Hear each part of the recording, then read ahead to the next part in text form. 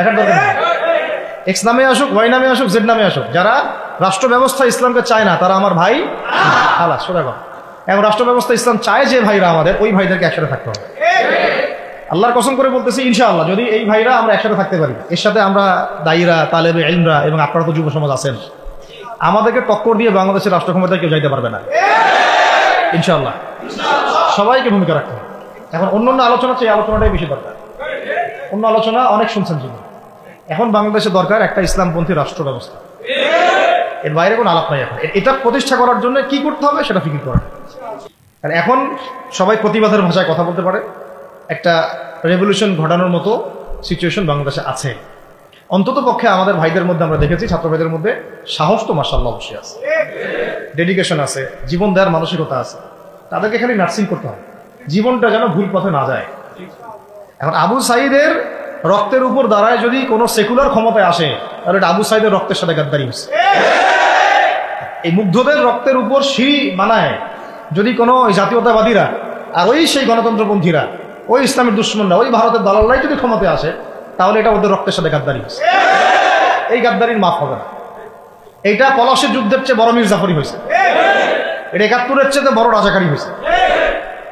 আপনারা বলেন যে দেখেন, ভালো করে বুঝেন, গুম হয়েছে এক শ্রেণী, আমার কথা মন খারাপ করে না, এক শ্রেণী গুম হয়ে গেছে, এক শ্রেণী ক্রস ফায়ার, এক শ্রেণীর শাপলা চত্বরে রক্ত দিছে, তাই নাই?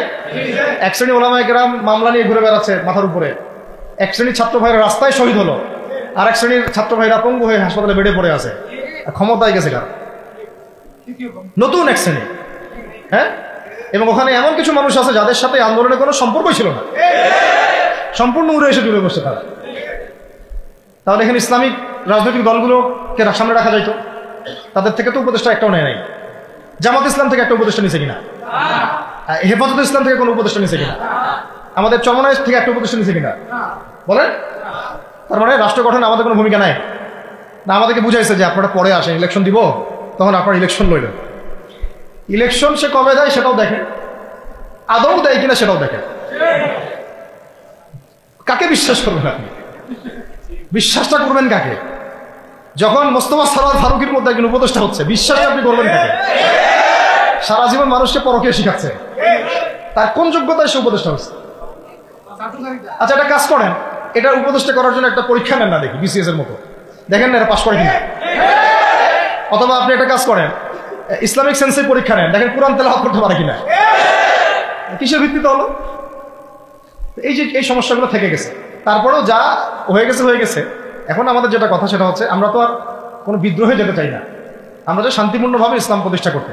কিন্তু প্রয়োজনে যদি তারা মানে আমাদের উপর জুলুমের ভাষা বেছে নেয়, তাহলে আমরা অবশ্যই এবার প্রতিবাদের ভাষা বেছে নেব। এই জন্য সবার আগে জরুরি হচ্ছে যুবকদেরকে এক কাতারে থাকা, ইসলামপন্থী ভাইদের সাথে থাকা, ইসলামী সংগঠনের সাথে থাকা, এবং নাম XYZ যেটাই হোক না কেন, নাম XYZ হতে পারে, আপোষে ভাই ভাই হয়ে থাকা। এটাতে যদি ভাই আমরা এবার ভুল করি, আল্লাহর কসম করে বলতেছি, আল্লাহ না করুক, এরপরে যদি মায়ের আসে, না আপনি বাঁচবেন না আর আমি বাঁচব, কেউই না, ইনশাআল্লাহ ওই দিন আসবে না। আর আমরা যদি ইনশাআল্লাহ আজ্জা ওয়া জাল যদি আমরা এটাকে মদিন রাষ্ট্র বানাতে পারি, এই জন্য আমি আগে বলেছি একটা লেকচারে যে আমরা যদি বিরিয়ানি খেতে চাই, আপনি যদি বিরিয়ানি খেতে চান, একটা পাত্র নেবেন কি না? আচ্ছা, পাত্রটা যদি ময়লা থাকে খাবেন? পাত্র অনেক ময়লা আছে, আপনি ওইখানেই বিরিয়ানি ঢালবেন? তাহলে খাওয়া শুরু করবেন? সবার আগে আপনি কি করেন? এটাকে ধোন, পরিষ্কার করেন, তাই না? বাংলাদেশকে যদি আপনি ইসলামী রাষ্ট্র হিসেবে করতে চান, আগে এই দেশের মধ্যে যে পয়জনগুলো আছে এগুলোকে দূর করতে হবে, সমস্ত পয়জনকে ধুয়ে সাফ করতে হবে। তারপরে যে খেলাফা বা শরিয়া বা ইমারা যেটাই আসো, ইমারা এক জিনিস, খেলাফা আর এক জিনিস। আমি এক কথায় বোঝাচ্ছি ইসলামী রাষ্ট্র ব্যবস্থা। ইসলামী রাষ্ট্র ব্যবস্থা যদি ইসলামী রাষ্ট্র ব্যবস্থা তারপরে আসে, জমিন সাফ করার পরে, তখন সেটা সাস্টেইন করবেন ইনশাআল্লাহ। আর যদি ময়লার মধ্যেই ইসলামী রাষ্ট্র কায়েম করতে চান, তখন হবে উদাহরণটা এরকম যে আপনি এই নোংরা ড্রেনের মধ্যে নেমে গায়ে সাবান মাখা শুরু করছে, হাততে কোনো লাভ হবে, বরং ওই নোংরাই আপনাকে খেয়ে ফেলবে। ঠিক আছে? ডেমোক্রেটিক সিস্টেমের মধ্য দিয়ে যদি আমাদের ভাইরা ক্ষমতা যেতে পারে, যাক না, সমস্যার কিছু নাই। এটা কতটুকু জায়েজ না জায়েজ, হালাল হারাম সুন্নত, এদিকে আমি যাচ্ছি না। এবং এটা নিশ্চিত তারাও জানে এটা সুন্নাত না, তারাও জানে এটা কি না, সুন্নাত পদ্ধতি না। কারণ রাসূলুল্লাহ সাল্লাল্লাহু আলাইহি ওয়াসাল্লাম দাওয়াতের মধ্য দিয়ে এবং সশস্ত্র যুদ্ধের মধ্য দিয়ে মানে মক্কা বিজয় করেছেন। দাওয়াতের মধ্য দিয়ে তিনি মদিনা রাষ্ট্র কায়েম করেছেন। তারপরে মদিনা রাষ্ট্রকে বেস করে আস্তে আস্তে আরও রাষ্ট্রকে এক্সপেন্ড করেছেন। বদর, উহুদ, খন্দক, খায়বার এগুলো হয়েছে, আস্তে আস্তে মক্কা বিজয় হয়েছে। মূল ছিল আগে মদিনা রাষ্ট্রটা কায়েম করা। তো আমরা যে কোনোভাবেই হোক মদিনা রাষ্ট্রটা আমাদের কায়েম করতে হবে আগে, তারপরে ইনশাআল্লাহ তাআলা দেখবেন হ্যাঁ ওই অখণ্ড ভারত আমরাও কায়েম করবো ইনশাআল্লাহ। সংখ্যা দিয়ে কিচ্ছু না, ওদের সংখ্যাকে আমরা ভয় পাই? ওদের সংখ্যাকে ভয় পাওয়ার কিচ্ছু নেই, সংখ্যাকে ভয় পাওয়ার কিচ্ছু নাই। কারণ এই যে কোরআন, আমার সামনে যে কোরআনটা আছে এটা দেখে একটু খারাপ লাগলো। কোরআনের যে অবস্থা এটা খুব মনের কষ্ট দিল আর কি। কোরআনটা হবে চকচকা, এটা দেখে বোঝা যাচ্ছে এটা অনেকদিন কেউ পড়েই নাই। আপনাদের বাসায় যদি কোরআনের এই হালত হয় তাহলে আমাদের দ্বারা দিন কেমন হবে না। আপনার কোরআনের হালত হবে এমন যে কোরআনে এক বিন্দু পরিমাণ কোনো ময়লা নাই, প্রত্যেকদিন আপনার হাতের স্পর্শেই ময়লা দূর হয়, তখন এই কোরআন আপনার পক্ষে কথা বলবেন ইনশাআল্লাহ। তো ভাই কোরআনের কাছে চলে আসেন, আর দেরি করেন না, সময় নাই। আল্লাহ পাক সবাইকে কবুল করেন, আমিন। এই মসজিদগুলোকে কাজে লাগান, এখানে তালিমি বৈঠক চালু করেন প্রত্যেক সপ্তাহে। আমি যদি প্রত্যেক মাসে রংপুরে আসি, প্রত্যেক মাসে সময় দেবো ইনশাআল্লাহ।